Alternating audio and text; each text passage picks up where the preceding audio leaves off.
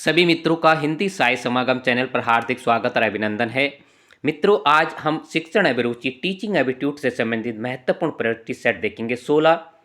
इससे पूर्व हम 15 प्रैक्टिस सेट करवा चुके हैं। अगर यह संपूर्ण वीडियो आपने नहीं देखे अभी भी तो आप प्ले लिस्ट में जाकर संपूर्ण वीडियो देख सकते हैं।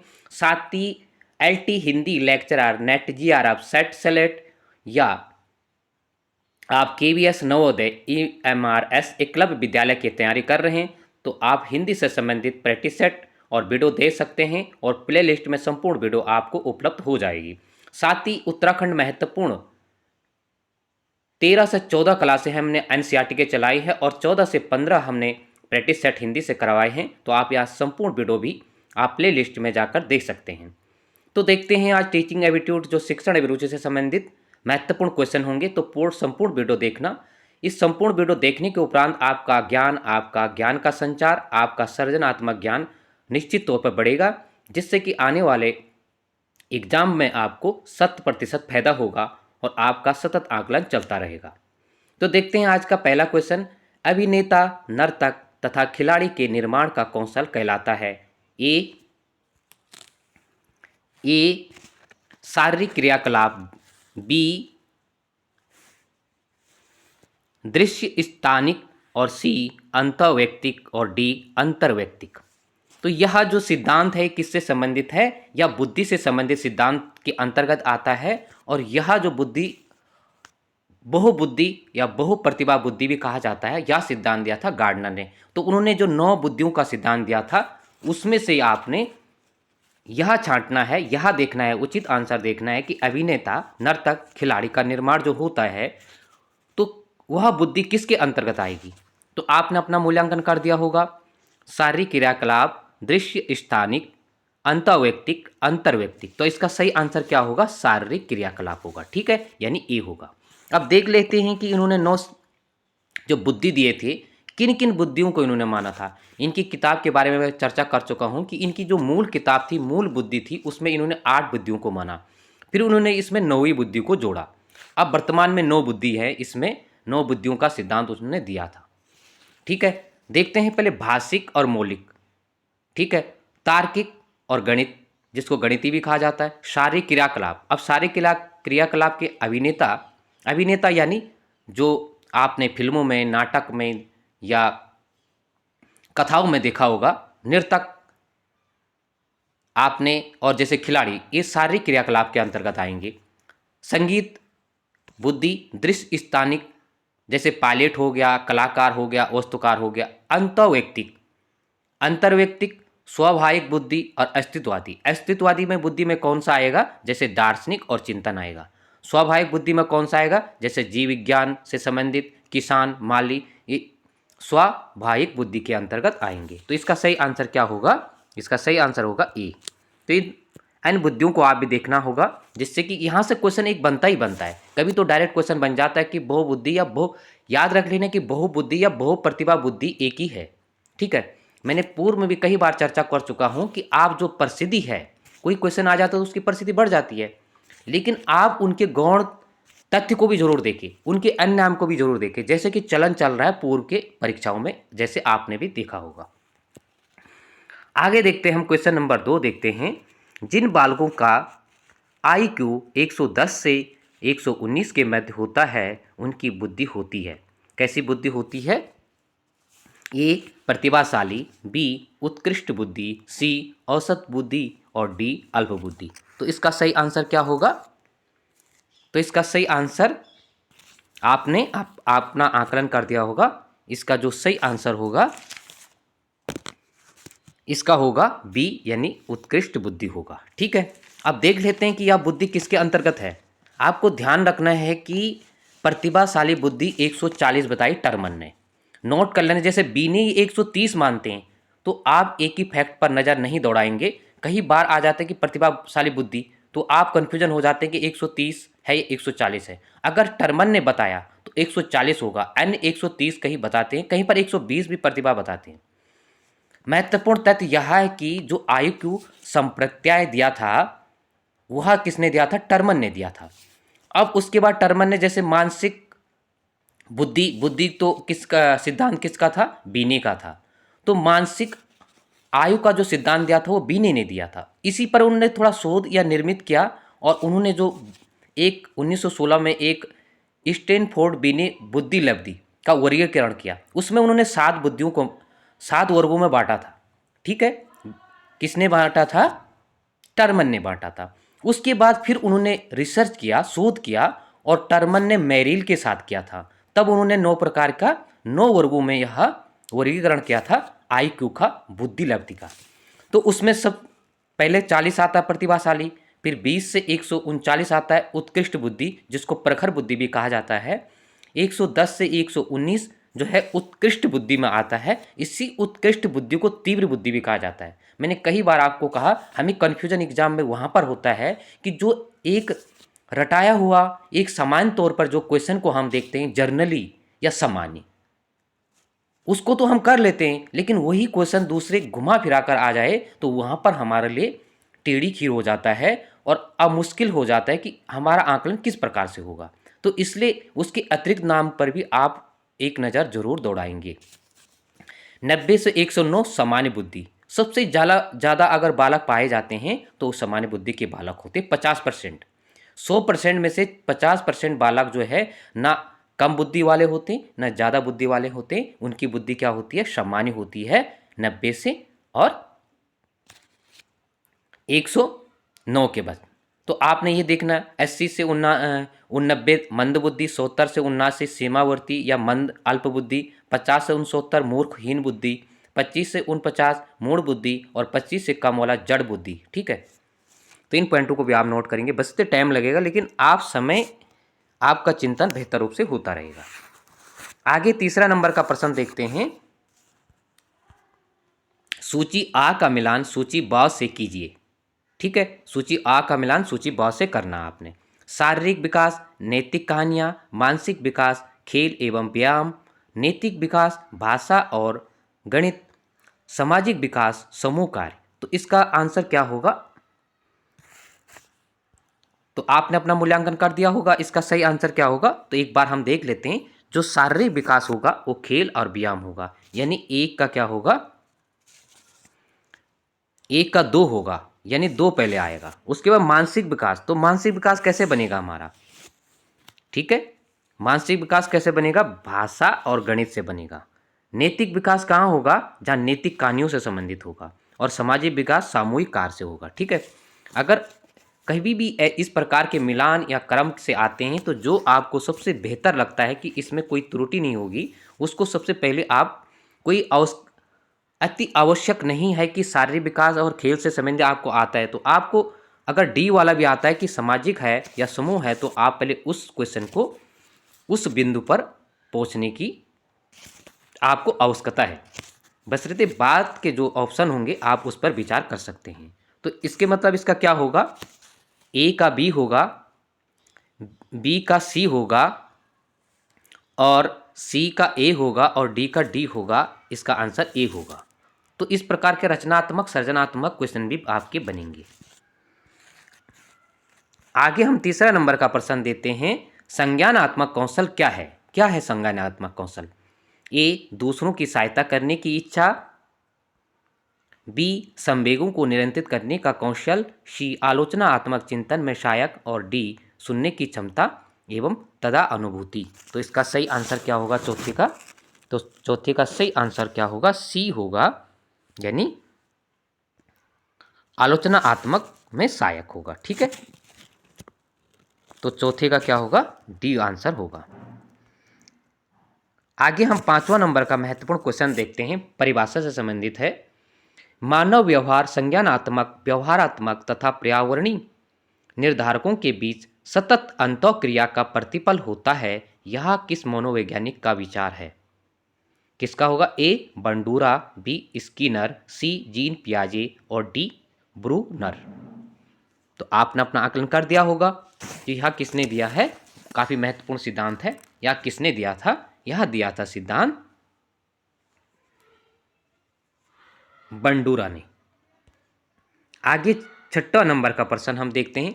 भारत में स्वतंत्रता संग्राम पर एक निबंध लिखिए। यह उदाहरण है। आपने स्वतंत्रता भारत पर एक निबंध लिखना है या किस प्रकार का उदाहरण होगा प्रश्न पत्र का? ए विस्तारित या विस्तृत उत्तरी प्रश्न निबंध, बी प्रतिबंधित उत्तरी निबंध प्रश्न, सी लघु उत्तरी प्रश्न और डी उपयुक्त में से कोई नहीं। तो इसका सही आंसर क्या होगा? तो इसका सही आंसर जो होगा, इसका सही आंसर क्या होगा? इसका सही आंसर क्या होगा? विस्तारित या विस्तृत उत्तरी निबंध प्रकार का प्रश्न होगा। ठीक है, 4 प्रकार के क्वेश्चन होते हैं ना, तो इस प्रकार से यह आपका मूल्यांकन सतत मूल्यांकन से संबंधित है। आगे 7वां नंबर का प्रश्न हम देखते हैं, निम्नलिखित में से कौन सा सुमेलित नहीं है? ए ज्ञान संज्ञानात्मक पक्ष, बी शारीरिक क्षमता और मनोगत्यात्मक पक्ष, सी अनुप्रयोग और भावात्मक पक्ष, डी अभिवृत्ति या भावात्मक पक्ष। अब देखो यह क्वेश्चन किससे संबंधित है? यह जो क्वेश्चन होगा आपका, यह होगा ब्लूम ने जो शिक्षा से संबंधित सिद्धांत दिए थे, शिक्षा से ब्लूम का जो शैक्षिक उद्देश्यों का जो शिक्षा के उद्देश्य हैं उसका वर्गीकरण 3 भागों में उन्होंने किया था, ज्ञानात्मक, भावात्मक और क्रियात्मक। तो उससे संबंधित यह क्वेश्चन होगा। तो इसका सही आंसर क्या होगा?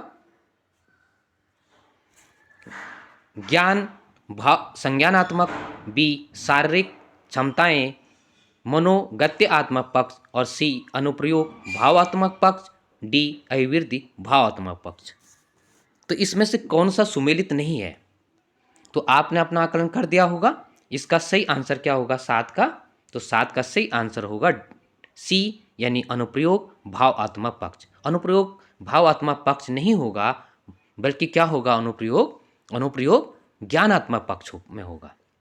अब देखते हैं, ज्ञानात्मक पक्ष में कई बार ज़्यादा से ज़्यादा क्वेश्चन पूछा जाता है। तो ज्ञानात्मक जो ब्लूम ने दिया था, शैक्षिक उद्देश्यों का वर्गीकरण किया था, तो भावात्मक पक्ष में उन्होंने कभी क्रम भी पूछा जाता है कई बार। तो आप इस महत्वपूर्ण फैक्ट पर भी नज़र दौड़ाएंगे। पहले ज्ञान आएगा, फिर बोध, फिर प्रयोग या अनुप्रयोग। कन्फ्यूजन होने की आवश्यकता नहीं है। तो आपको गौणता मुख्य नियम से या मुख्य बातों से आपने गौण बातें भी देखनी है या गौण सिद्धांत पर भी आपने नज़र दौड़ानी है। तीसरा अनुप्रयोग या प्रयोग, चौथा विश्लेषण, पांचवा संश्लेषण और छठा मूल्यांकन। ठीक है, ये 6 प्रकार के बताए थे, ज्ञानात्मक और भावात्मक भी 6 प्रकार से, और क्रियात्मक को ही मनोगत्यात्मक कहते हैं। आप कंफ्यूजन नहीं होंगे। अगला हम क्वेश्चन देखते हैं 8वां नंबर का, बहुसंवेदी उपागम का अर्थ होता है। बहुसंवेदी उपागम का अर्थ होता है, ए दृश्य श्रव्य माध्यमों का प्रयोग, बी विभिन्न समिति माध्यमों का प्रयोग, सी स्पर्श माध्यम का प्रयोग और डी गतिबोध मध्य का प्रयोग या माध्यम का प्रयोग होगा इसमें। ठीक है, तो इसका सही आंसर क्या होगा 8वां का? तो 8वां का सही आंसर होगा विभिन्न समिति माध्यमों का प्रयोग होगा। ठीक है,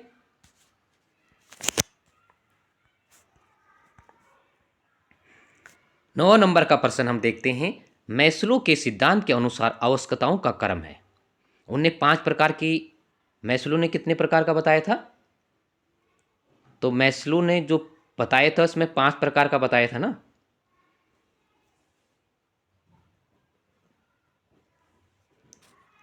मैस्लो के सिद्धांत के अनुसार आवश्यकताओं का क्रम होगा शारीरिक, सुरक्षा, आत्मसिद्धि, आत्मसम्मान। तो आपने इसका क्रम लगाना होगा। तो सबसे पहले क्या आएगा? तो सबसे पहले क्या आएगा मैस्लो का? तो मैस्लो का जो सबसे पहले आएगा वो किस प्रकार से आएगा आपने इसमें देखना है। तो ये अभिप्रेरण से संबंधित क्वेश्चन जो मैस्लो ने अभिप्रेरण से संबंधित सिद्धांत के अंतर्गत दिया था। तो इसमें क्या होगा, पहले कौन सा आएगा? सबसे पहले आएगा शारीरिक, जिसको जैविक भी कहा जाता है। फिर सुरक्षा आएगा, यानी पहले ए आएगा, फिर बी आएगा, और फिर प्रेम या सामाजिक तो इसमें नहीं दिया गया है, आत्मसम्मान या सम्मान, फिर इसमें डी आएगा, और लास्ट में आत्मसिद्धि यानी सी आएगा। ठीक है, तो इसका सही आंसर क्या होगा? 9वां का बी होगा। ए 2, 4 और 3 होगा। ठीक है, तो आपने देखेंगे जैसे अभिप्रेरण का कई बार पूछा जाता है, और जैसे एक हिलगार्ड का भी पूछा जाता है। अभिप्रेरण का सूत्र आवश्यकता, चालक, प्रोत्साहन प्रेरक, एन डी आई बराबर एम। ठीक है, कई बार इस प्रकार से भी पूछा जाता है। ठीक है, तो इस पॉइंट को भी आपने नोट रखना है। तो यह जो अभिप्रेरणा से संबंधित था, यह एक मैस्लो की एक लोकप्रिय पुस्तक थी, मोटिवेशन ऑफ द पर्सनैलिटी। 1954 में उनकी ये पुस्तक आई, उसमें उन्होंने यह दिया था आवश्यकता का पद अनुक्रम। तो आवश्यकता का जो पद अनुक्रम सिद्धांत था यह अभिप्रेरणा से संबंधित है। ठीक है, तो इसमें उन्होंने 5 महत्वपूर्ण तथ्यों को दिया था: शारीरिक सुरक्षा, प्रेम, सामाजिक सम्मान या अहम, और आत्मसिद्धि। ठीक है, और हिलगार्ड का भी है। हिलगार्ड ने क्या दिया था, उनका भी एक तो उन्होंने सूत्र दिया था और दूसरा उन्होंने एक सिद्धांत के अंतर्गत 4 बातों को महत्वपूर्ण माना था: आवश्यकता, चालक, प्राणी या अंतःक्रिया को बढ़ाना, और चौथा उन्होंने प्रोत्साहन दिया था। तो कई बार आप जब उचित ढंग से देखेंगे तो आपको बिल्कुल भी कन्फ्यूजन नहीं होगा। ठीक है, अब आपको पता है कि मैस्लो का सिद्धांत किससे है, तो इस महत्वपूर्ण बातों को भी आपने नोट करना है। 10वां नंबर का प्रश्न है, निम्नलिखित में से कौन सी विशेषता मानसिक रूप से दिव्यांग बच्चों के रूप से समान रूप से नहीं होती है? तो क्या नहीं होती है? याद करने की क्षमता, ए, बी विकासात्मक माइल स्टोन में विलंब, सी सामाजिक बुद्धि में कमी, और डी विलंबित प्रतिक्रिया। तो जो मानसिक रूप से दिव्यांग बच्चे होते हैं या विकलांग बच्चे होते हैं, तो समान रूप से उनमें क्या नहीं होता है, इस पॉइंट को आपने देखना है। तो इसका सही आंसर क्या? याद करने की क्षमता। देखो, याद करने की क्षमता नहीं होगी, सामाजिक बुद्धि का होगा, विकास का माइल स्टोन में विलंब हो सकता है, विलंबित प्रतिक्रिया हो सकता है। याद करने की कोई इसमें इस प्रकार का उल्लेख नहीं किया गया। तो इसका सही क्या होगा? ए होगा। आगे हम प्रश्न देखते हैं 11 नंबर का, काफी महत्वपूर्ण है। प्रिंसिपल ऑफ होगा इसमें, प्रिंसिपल ऑफ साइकोलॉजी नामक पुस्तक के लेखक हैं। तो कौन होंगे इसमें? प्रिंसिपल साइकोलॉजी नामक पुस्तक के लेखक कौन होंगे? ए जॉन डीवी, बी हेविंगहास, और C William James, D Williams Wundt. तो इसका सही आंसर क्या होगा? काफ़ी प्रसिद्ध पुस्तक है, पूर्व में प्रश्नों पत्र में भी काफ़ी बार पूछा गया था। तो इसका सही आंसर क्या होगा? 11 का सी हो गया, विलियम्स जेम्स होगा। ठीक है, तो इनकी जो ये प्रकार्यवाद सिद्धांत के प्रतिपादक भी इनको माना जाता है, प्रकार्यवाद सिद्धांत का। ठीक है, प्रतिपादक माना जाता है, और प्रकार्यवाद सिद्धांत का अनौपचारिक रूप से इन्होंने स्थापना की थी। इस पॉइंट को भी आप नोट रखेंगे।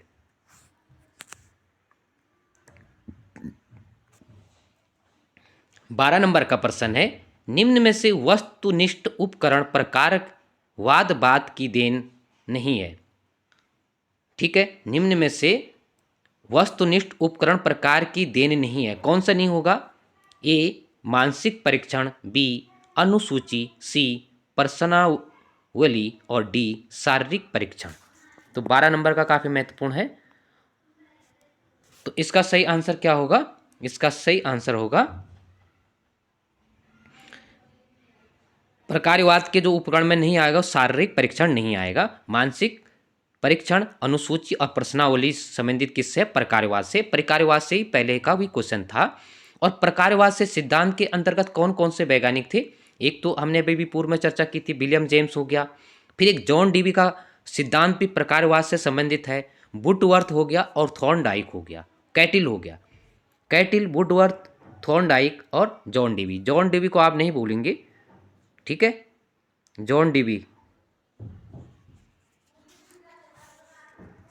तो इन महत्वपूर्ण, इनके साथ जैसे जो सिद्धांत है, सिद्धांत के साथ अन्य जिनने समर्थन किया या जिन्होंने प्रकार्यवाद पर या किसी भी सिद्धांत पर कार्य किया, तो उन नामों को भी आप नोट रखेंगे।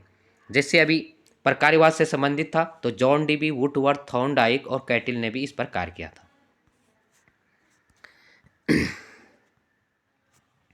13 नंबर का प्रश्न है, शिक्षा मनोविज्ञान बालक शैक्षिक वृद्धि और विकास का व्यवस्थित अध्ययन है, परिभाषा दी है।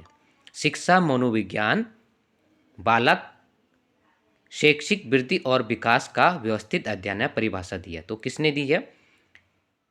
ई ए पील ने, बी स्टीफन ने और सी क्रो एंड क्रो ने, डी वुडवर्थ ने। तो किसने दिया सिद्धांत 13 नंबर का? तो 13 का होगा स्टीफन होगा, यानी इसका आंसर क्या होगा? इसका आंसर होगा बी होगा। ठीक है। 14 नंबर का प्रश्न है, नए ज्ञान का विकास पूर्व ज्ञान पर आधारित होना चाहिए, यह सिद्धांत किस विचारक का है? नए ज्ञान का विकास जो है पूर्व ज्ञान के आधार पर होना चाहिए। तो यह सिद्धांत किसने दिया? ए स्किनर, बी डेविस, सी स्टाउट और डी कॉल्विन। तो किसका सिद्धांत होगा? तो 14 का सही आंसर होगा सी स्टाउट। आगे 15 नंबर का काफी महत्वपूर्ण प्रश्न है, लर्निंग वक्र में पठार संकेत करता है, तो किसका अधिगम जो वक्र है, अधिगम या लर्निंग वक्र है, तो पठार किसका संकेत करता है? ए थकान ना होना, बी कार्य आसान होना, सी कार्य दशाएं अनुकूल है और डी रुचि के कम होना या रुचि का कम होना। तो इसका सही आंसर क्या होगा 15 का? तो 15 का सही आंसर क्या होगा? इसका आंसर होगा डी रुचि का कम होना। कार्य आसान का मतलब नहीं है, थकान होना है, ना कि ना होना है। कार्य की दशाएं अनुकूल, अनुकूल नहीं होगी जब प्रतिकूल होगा, अनुकूल तो सही, प्रतिकूल होगा तो तब उसमें जो है पठार बनेगा, तभी हमारी रुचि का इस प्रकार विस्तार होगा किसी भी कार्य करने का। 16 का है, 16 नंबर का प्रश्न है, अधिगम के सोपान में किससे शामिल नहीं किया जाता है? अधिगम के सोपान में किससे शामिल नहीं किया जाता है? काफ़ी प्रसिद्ध, ये पूर्व में भी क्वेश्चन बना हुआ था और काफ़ी महत्वपूर्ण है। एक छोटा सा क्वेश्चन है, लेकिन कई बार ऐसे छोटे क्वेश्चनों में काफ़ी कन्फ्यूजन हो जाता है, क्योंकि अधिगम से संबंधित आएगा ही आएगा, परिभाषा भी आएगी, सिद्धांत भी आएगा और छोटे क्वेश्चन भी बनेंगे। अधिगम मतलब सीखना, क्योंकि मूल रूप शिक्षण, पेडागोजी का मूल रूप विस्तार यही है, शिक्षण अभिरुचि का महत्व यही है कि विद्यार्थी को किस प्रकार पढ़ाया जाए, किस प्रकार से अध्ययन किया जाए, विद्यार्थी के लिए एक स्वच्छ और एक बेहतर वातावरण किस रूप में प्रस्तुत किया जाए और उसे एक अच्छा सा वातावरण दिया जाए, उसकी स्वतंत्रता हो पढ़ने की। तो अधिगम के सोपान में किसे शामिल नहीं किया जाता है? ए प्रेरक, बी लक्ष्य, सी अवरोध और डी संगठन। तो अधिगम के सोपान में शामिल कौन सा नहीं है? तो आपने आकलन कर दिएगा। छोटे से क्वेश्चन है, सिंपल क्वेश्चन है, आपने कई बार पढ़ा होगा, लेकिन आप आंसर करोगे तो निश्चित तौर पर गलत कर दोगे। तो इसका सही आंसर है डी यानी संगठन। देखो अवरोध, आपका मानना होगा अवरोध, लेकिन अवरोध जब अवरोध आएगा, जब आपकी बाधाएं आएगी तो तभी तो आप आगे बढ़ोगे, तो यह नहीं हो सकता है। तो मिलर और डोनाल्ड ने जो माने थे वो 4 प्रकार के सोपान माने थे, लेकिन सामान्यतः अधिगम के जो सोपान है, एक प्रक्रिया में जब आदमी सीखता है, कोई भी बालक सीखता है, अधिगम यानी लर्निंग करता है, तो उसमें पहले अभिप्रेरणा होनी चाहिए, फिर विभिन्न अनुक्रियाएं, क्योंकि प्रत्येक व्यक्ति एक ही रूप से नहीं सीख सकता है। फिर अवरोध या बाधाएं, अवरोध भी होगा, बाधाएं भी होगा, तभी तो वो आगे बढ़ेगा। पुनर्बलन, और पुनर्बलन जरूरी है, अति आवश्यक है। सफल प्रयत्न करना, सफलता होना नहीं हो सकता है। पहले कोई प्रश्न पत्र में ऐसा क्वेश्चन बना था कि हमेशा सफल होना, भाई आप सीखोगे तो आप विफलता भी मिलेगी। आप जैसे आपने बीएड किया, आप एग्जाम में आपने कई एग्जाम दिए होंगे तो आप सफलता नहीं मिली, लेकिन संयोगवश आप एलटी लेक्चर का एग्जाम देते हैं और आप बेहतर करते हैं तो आप यहाँ पर सफलता पाते हैं। अगर ऐसा नहीं कि हमेशा हमें सफलता ही मिलेगी, लेकिन वहाँ पर असफल होने के उपरांत आप यहाँ सफलता प्राप्त कर सकते हैं। लक्ष्य की प्राप्ति, लक्ष्य होना चाहिए। जैसे आपका लक्ष्य है कि हमारे एग्जाम जो है जब भी हो, मार्च में हो या कभी भी हो, लेकिन हमें जो है मार्च को लेकर चलना, एक बेहतर लक्ष्य मार्च तक हमने देना है कि हम एक बेहतर रूप से तैयारी कर सके और पेपर कभी भी हो तो हमारी तैयारी अगर मजबूत होगी तो आप लक्ष्य की प्राप्ति अवश्य कर सकते हो। तो ये महत्वपूर्ण अभिप्रेरणा, विभिन्न अनुक्रियाएं, अवरोध, पुनर्बलन, सफल प्रयत्न करना और लक्ष्य की प्राप्ति। निश्चित तौर पर एक बार आपने सुनेंगे, देखेंगे फिर इसको, तो निश्चित तौर पर यह क्वेश्चन बनेगा तो आप इसको गलत नहीं कर सकते। तो इसका सही क्या होगा? इसका डी होगा। आगे महत्वपूर्ण प्रश्न है 17 नंबर का, कक्ष शिक्षण होना चाहिए। कैसा होना चाहिए? कक्ष का जो शिक्षण होगा, ए तीव्र, बी संवाद मूलक, सी सरल, डी एक तरफा। तो एक तरफा तो नहीं हो सकता है, तीव्र भी होगा तो बालक इस प्रकार से नहीं सीख सकता है, तो संवाद मूलक होना चाहिए। और यही एनसीएफ में भी आपने देखा होगा कि एक रचनात्मक, संरचनात्मक, तो इस प्रकार से कि शिक्षक एक सहयोगकर्ता के रूप में होना चाहिए। जो वर्तमान शिक्षा व्यवस्था है, तो इसका सही आंसर क्या होगा? इसका सही आंसर होगा बी। 18 नंबर का प्रश्न है, शिक्षा मनोविज्ञान के अंतर्गत शिक्षा से संबंधित संपूर्ण व्यवहार और व्यक्तित्व आ जाता है, यह परिभाषा किसने दी? काफी महत्वपूर्ण है। देखो, इसमें दो से तीन या चार सिद्धांत और 2 से 3 परिभाषाएं लाने का प्रयास यही है, देने का महत्व यही है कि आप एक दो नज़र इस पर अगर आएगा भी तो आप निश्चित तौर पर इसको गलत नहीं करोगे। अगर आप एक नज़र एक दृश्य में इन प्रश्नों को देखते हैं तो निश्चित तौर पर आपका में अध्ययन आपको समय मिलता है तो तब भी आप इन क्वेश्चनों का बेहतर आंसर लगा सकते हैं। तो पहला ए होगा स्किनर, बी होगा क्रो एंड क्रो, सी होगा कॉलसैनिक और डी होगा थॉर्नडाइक। तो क्या होगा इसका आंसर? तो 18 का सही आंसर है, स्किनर ने दिया था ये। ठीक है।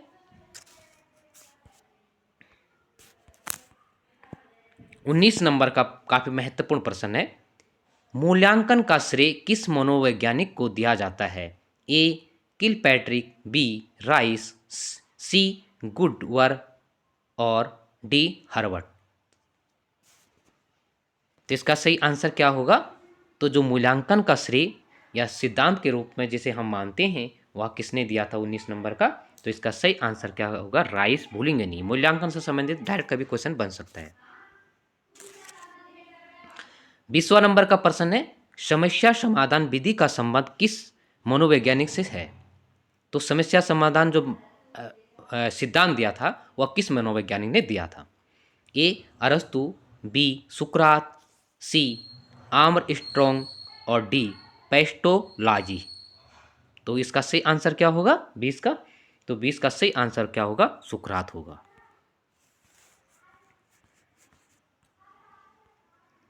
आगे काफी महत्वपूर्ण क्वेश्चन 21वां नंबर का, शिक्षा मनोविज्ञान का मुख्य लक्ष्य, मुख्य केंद्र या बिंदु होता है। केंद्र या बिंदु क्या होता है शिक्षा मनोविज्ञान का? ए अध्यापक एक अनुदेशक के रूप में, बी अधिगमकर्ता के एक व्यक्ति के रूप में, सी परिस्थितियां एक वातावरण के रूप में और डी शिक्षण विधि एक व्यू रचना के रूप में। शिक्षण व्यू भी आपके रचना उसमें भी है ना। तो 21 नंबर का सही आंसर क्या होगा? जो शिक्षा मनोविज्ञान का मुख्य केंद्र या मुख्य बिंदु है क्या? जो शिक्षा मनोविज्ञान अगर हम हमारे पाठ्यक्रम पर लगा हुआ है तो उसका मुख्य केंद्र बिंदु होता है, उसका मुख्य केंद्र बिंदु क्या होता है? तो इसका सही आंसर क्या होगा? 21 का बी आंसर होगा, अधिगमकर्ता एक व्यक्ति के रूप में। ठीक है।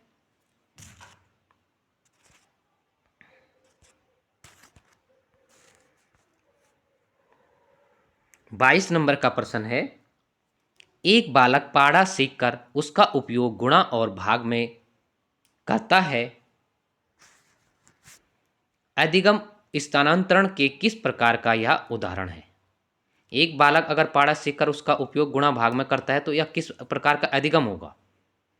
ए शारीरिक से शारीरिक, बी मानसिक से मानसिक, बी मानसिक से शारीरिक, सी मानसिक से मानसिक और डी मानसिक से शारीरिक से मानसिक।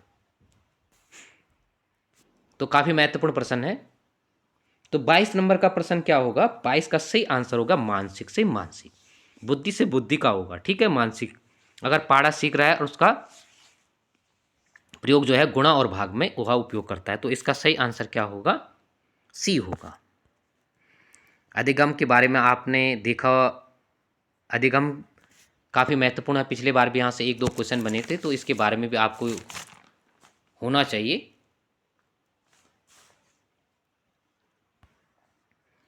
23 नंबर का प्रश्न है,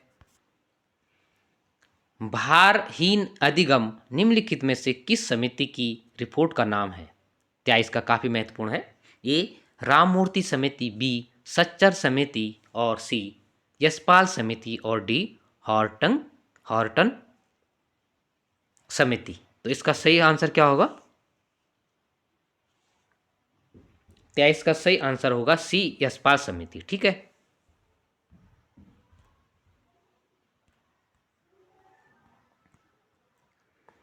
चौबीस नंबर का प्रश्न है, शिक्षण के समय अध्यापक को निम्नलिखित में से किसका सर्वाधिक ध्यान रखना चाहिए? जब शिक्षण के समय अध्यापक को सर्वाधिक किस पर ध्यान अपना आकर्षित करना चाहिए, किस पर ध्यान रखना चाहिए? ए व्यक्तिक विभिन्नता, बी विषय वस्तु, सी विद्यार्थी की आयु और डी पारिवारिक पृष्ठभूमि। तो जब शिक्षक अध्यापक शिक्षण कार्य करता है तो उसको किस पर ध्यान रखना चाहिए? तो 24 का सही आंसर होगा व्यक्तिगत विभिन्नता। ठीक है, तो इसका सही आंसर क्या होगा? ए होगा। आगे काफी महत्वपूर्ण प्रश्न है 25 नंबर का, राज्य निधि पूर्णतः पोषित किसी भी शिक्षण संस्थान में कोई भी धार्मिक शिक्षा नहीं दी जाएगी। राज्य निधि से पूर्णतः पोषित, अगर कोई राजनिधि का स्कूल है और वह पूर्णता से पोषित है, किसी भी संस्थान में कोई भी धार्मिक शिक्षा नहीं दी जाएगी। अगर राज्य से संबंधित कोई भी शिक्षा संस्थान है उसमें धार्मिक शिक्षा से संबंधित कोई भी शिक्षा नहीं दी जाएगी। किस अनुच्छेद में यह उल्लेख किया गया है? ए अनुच्छेद 21, बी अनुच्छेद 15, सी अनुच्छेद 29 और डी अनुच्छेद 28। तो इसका सही आंसर क्या होगा? अनुच्छेद 28 में यह उल्लेख किया गया है। ठीक है, जबकि 19 अनुच्छेद में क्या कहा गया है? अल्पसंख्यक वर्गों के हितों का संरक्षण करना। इस प्रकार से क्वेश्चन आएंगे क्योंकि आरटीए के तहत आपके इसमें लगा हुआ है। तो जो शैक्षिक क्षेत्र हो गया, बालक के विकास, बालक के संवर्धन के संबंध में कुछ धाराएं हैं, उसमें आएगा ही आएगा, आपका क्वेश्चन बनेगा ही बनेगा। जैसे महत्वपूर्ण 21 का है, अनुच्छेद 21 में तो प्राणदेह की स्वतंत्रता है। 21 में प्राणदेह की स्वतंत्रता है, महत्वपूर्ण है। लेकिन 21A की बात करें तो उसमें जोड़ा गया है 6 से 14 वर्षों को निःशुल्क शिक्षा दी जाएगी। तो इस महत्वपूर्ण तथ्य को भी आप नोट करेंगे। तो मित्रों, आज का प्रश्न पत्र यह था, काफ़ी महत्वपूर्ण था। तो आप निश्चित तौर पर 1-2 बार इसका अध्ययन करेंगे जिससे कि आपका अध्ययन बेहतर रूप से एक सुचारू रूप से चलता रहे और आपको एक बेहतर बल मिल सके इस प्रश्न पत्र को लगा के। इस चैनल में अगर आप नए हैं तो इस चैनल को लाइक शेयर कीजिएगा, सब्सक्राइब कीजिएगा मित्रों, और अपने दोस्तों तक जरूर पहुंचाने का कष्ट कीजिएगा जिससे कि बेहतर से बेहतर लाभ इस प्रैक्टिस सेट का और इस चैनल का वो भी उठा सके। तो आज के लिए इतना ही। सभी मित्रों का पुनः बहुत बहुत धन्यवाद।